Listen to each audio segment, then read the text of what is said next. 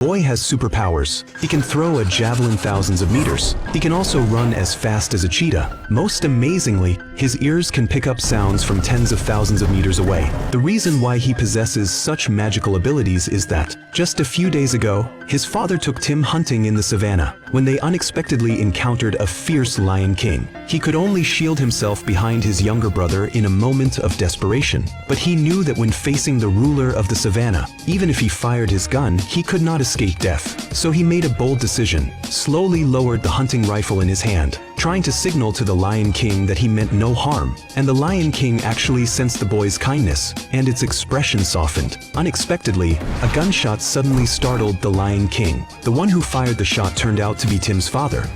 The Lion King roared and charged toward Tim. Although the father kept firing at the Lion King, he failed to save Tim, could only watch helplessly as his son was carried away by the lion. Had assumed his son could not survive the Lion King's claws, but by some strange coincidence, a drop of the injured lion's blood happened to fall into Tim's wound. Their blood quickly merged and combined into one within moments. Then the Lion King left Tim behind and slipped away quietly, and Tim miraculously survived in the end. But the father felt no joy for this, for in his view, his son's act of dropping the gun during the hunt was too cowardly. Such behavior made the son unworthy to be his child. He admired the ferocity of wolves rather than the meekness of lambs. Then he warned Tim that the law of survival in nature is the law of the jungle, not showing compassion, or else he would eventually be eliminated. Although Tim did not agree with his father's views, he dared not contradict him in the slightest. However, when he discovered the Lion King's mounted trophy on the wall, Tim became completely enraged. Tim, who had never lashed out at his father before, suddenly demanded of his father